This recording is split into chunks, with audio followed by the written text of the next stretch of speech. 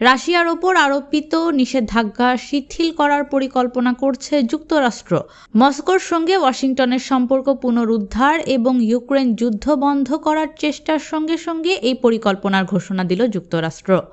মঙ্গলবার 4 মার্চ রয়টার্সকে এসব তথ্য জানিয়েছে একজন মার্কিন কর্মকর্তা। সূত্রগুলো জানায়, হোয়াইট হাউস পররাষ্ট্র ও অর্থ বিভাগকে নিষেধাজ্ঞার একটি তালিকা তৈরি করতে বলেছে, যা আগামী দিনে রাশিয়ার প্রতিনিধিদের সাথে শিথিল করার বিষয়ে মার্কিন কর্মকর্তারা আলোচনা করে সিদ্ধান্ত নেবেন।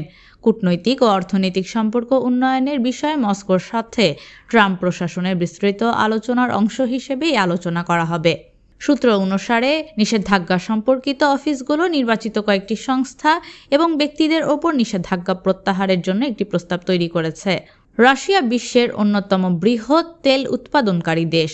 যদি তার জ্বালানি ব্যবস্থার ওপর মার্কিন নিষেধাজ্ঞা শিথিল করা হয়, তাহলে ট্রাম্প যদি ওপেক সদস্য ইরান থেকে তেল রপ্তানির ওপর কঠোর ব্যবস্থা গ্রহণ করেন, তাহলে জ্বালানির দাম বাড়ানো ঠেকানো যেতে পারে।